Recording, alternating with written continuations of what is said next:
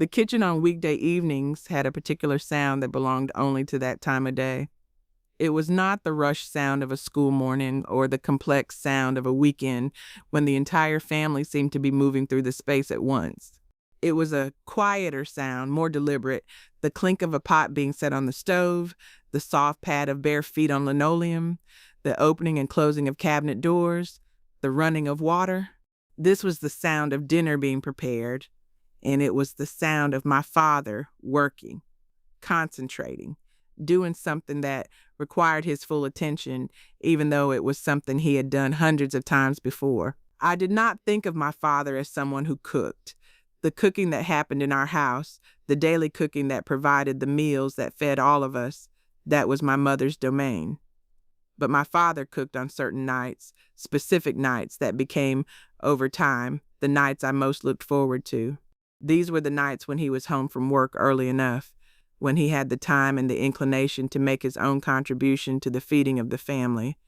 And on these nights, somewhere around my 10th year, he began to let me help him. The first time I remember this happening with any kind of intention, with the sense that he was teaching me something rather than simply tolerating my presence. He was making rice.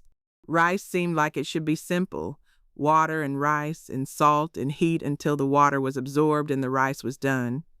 But my father treated it like it was something that required knowledge, something that could not be done carelessly or without attention. He showed me how to measure the rice, how to rinse it in a colander until the water ran clear, how to measure the water in a specific ratio to the rice. He showed me how to listen to the rice as it cooked, how you could tell by the sound when the water was almost absorbed, how you had to watch for the moment when the rice transitioned from wet to done. You can't leave it alone, he said. You have to pay attention. Rice will tell you when it's ready if you listen. I was skeptical. Rice did not seem like it could communicate anything, but I listened and I began to hear what he meant. There was a sound when the rice was boiling that was different from the sound when the water was almost gone. There was a smell that changed as the rice cooked. If you paid attention, the rice did indeed tell you things. This was not mysticism. This was knowledge, something that had to be learned through experience and attention. What my father was teaching me, though I did not understand it this way at the time, was how to cook not by following a recipe, but by understanding the principles behind the cooking, by paying attention, by being present to the work. He was teaching me that cooking was a conversation between a person and the ingredients, that you had to understand what the food needed and respond to those needs. The rice was only the beginning. Once I understood rice, my father began to teach me other things. He taught me how to prepare vegetables, how to cut an onion without wasting it, how to know when onions were properly caramelized by the way they looked and smelled, not by consulting a clock. He taught me the difference between frying and sautéing, between simmering and boiling, between covered and uncovered cooking. But more than the specific techniques, he was teaching me something about the philosophy of cooking. Everything had a reason. Every step mattered. The order in which you did things mattered. The heat level mattered. The time mattered. None of it was arbitrary. None of it was just following instructions. All of it was based on an understanding of how food worked, how heat transformed ingredients, how flavors developed and combined. My father did not have a lot of formal education, but he had knowledge that was every bit as sophisticated and complex as any knowledge I would later encounter in school. He understood chemistry without knowing the formal language of chemistry. He understood precision without using measuring cups for everything. He understood how to create something delicious and nourishing out of basic ingredients and his own skill. The kitchen during these cooking lessons had a particular quality that was different from the kitchen at any other time. It was a space that belonged to my father in a way that it did not usually belong to him. He moved through it with confidence and authority. His hands knew where things were. His mind understood the sequence of steps without having to think about it. He was teaching, but he was also doing work that he clearly loved, that clearly mattered to him. I began to understand that cooking was not just something that had to be done to feed people. It was something that could be done with care, with intention, with love. The meals that my father made on those weekday evenings were not elaborate or fancy, but they were made with a kind of attention that elevated them beyond simple sustenance. They were made with knowledge and skill and something else that I later understood to be pride. One particular evening, when I must have been around 12, my father decided to teach me how to make his version of a stew, a dish that involved multiple steps and multiple ingredients that required timing and coordination and the ability to manage multiple things at once. The recipe, if it could be called that, existed only in his head. He did not write it down. He did not consult a book. He simply began, and I followed along, trying to understand the logic of what he was doing. First, the meat had to be browned. He showed me how to heat the oil until it was almost smoking, how to listen to the sound when the meat hit the hot pan, how to know by the smell when the meat was properly browned. Then the meat was set aside, and onions and garlic were added to the pan to deglaze it, to get up all the flavorful bits that had stuck to the bottom. He explained this as he did it, explaining not just what he was doing but why, explaining that the flavor was in those bits, that you did not want to waste them. Vegetables were added, carrots cut to a particular size, celery, potatoes. The size mattered, my father said, because you wanted all the vegetables to finish cooking at the same time. If the pieces were different sizes, some would be mushy before others were done.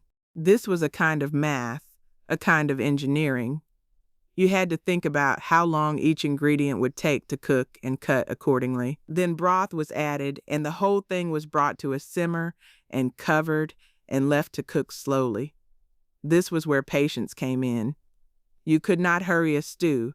It had to cook long enough for the flavors to develop, for the meat to become tender, for everything to come together into a coherent whole.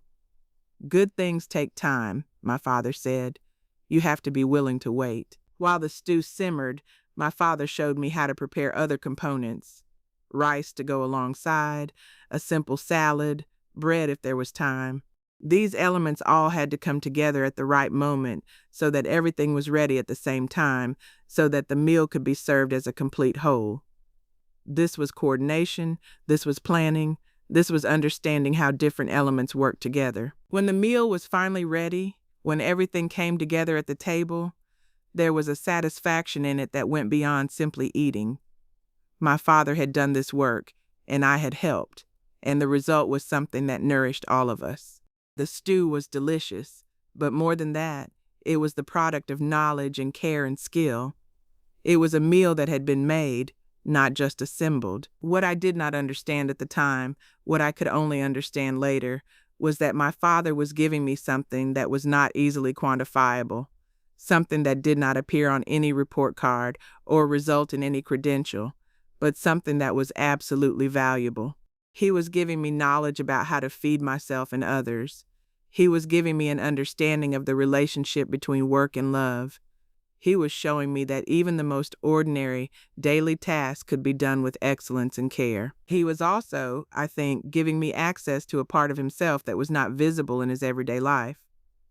At work, my father was a man who followed orders, who did what was required of him, who did not have much autonomy or authority.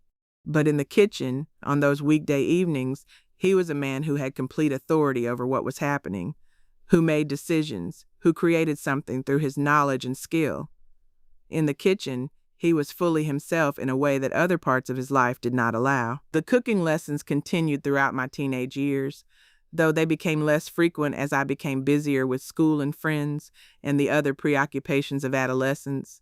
But I would still help my father sometimes, still remember the lessons he had taught me, still try to apply the principles he had explained. I began to understand that I was not just learning how to make specific dishes.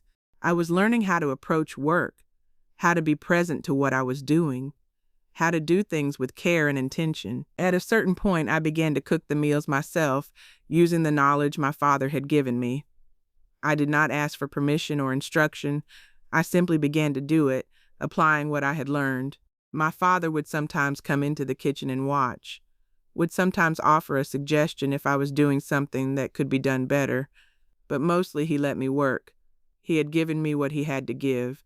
The rest was up to me. What strikes me now, looking back on those cooking lessons, is how they were structured as a transfer of knowledge from one person to another. My father was not sending me to cooking school or buying me cookbooks. He was teaching me through his hands, through his example, through his explanations as we worked together. This was apprenticeship in the truest sense. A younger person learning from an older person through observation and participation, and gradually taking on more responsibility. I think about how different this is from so much of the way that knowledge is transmitted now, through books and videos and formal instruction. Not that those things are wrong, but there is something that happens in the direct transmission from one person to another. Something about presence and example and the particular way that one person's hands show another person's hands how to do something. That transmission cannot be replicated through any other means. My father was also teaching me something about what it meant to be a man, though this was never stated explicitly. He was showing me that a man could care about food, could care about how something was prepared, could take pride in making something well. He was showing me that providing for a family was not just about earning money, but about the actual work of feeding people, of nourishing them, of doing that work with care and skill. Looking back now, I see those cooking lessons as some of the most important education I received. They taught me more than any class could have taught about how to approach work, how to be present, how to do something well. They taught me that ordinary work, the daily work of preparing food, could be elevated through attention and care. They taught me that knowledge matters, that skill matters, that the way you do things matters. I also see those lessons as a form of love that was expressed through action, through time, through the transmission of knowledge. My father loved me by teaching me, by showing me, by giving me access to what he knew. He did not need to say it. The lessons themselves were the statement. Now, when I cook, I find myself thinking about my father, about the principles he taught me, about the way he moved through the kitchen with such authority and care. I find myself listening to the food, watching it carefully, understanding that cooking is a dialogue between a person and ingredients. I find myself waiting for things to be ready rather than rushing them. I find myself taking pride in the work, understanding that even the simplest meal is worth doing well. And when I have had the opportunity to teach others to cook, I find myself teaching the way my father taught me, not by giving recipes, but by explaining principles, by showing why things are done the way they are, by encouraging the person to pay attention, to listen, to be present to the work. I find myself passing on what was given to me, transmitting the knowledge forward in the same way it was transmitted to me. The kitchen remains, for me, a space of particular significance. It is not just where food is prepared, it is where I connect to my father, where I understand something about what he valued, where I can express care through my hands and my knowledge. Every time I prepare a meal with attention and intention, I am honoring what he taught me. Every time I listen to cooking, every time I wait for something to be ready, every time I do something well even though no one is watching, I am carrying forward what my father gave me in those weekday evening lessons.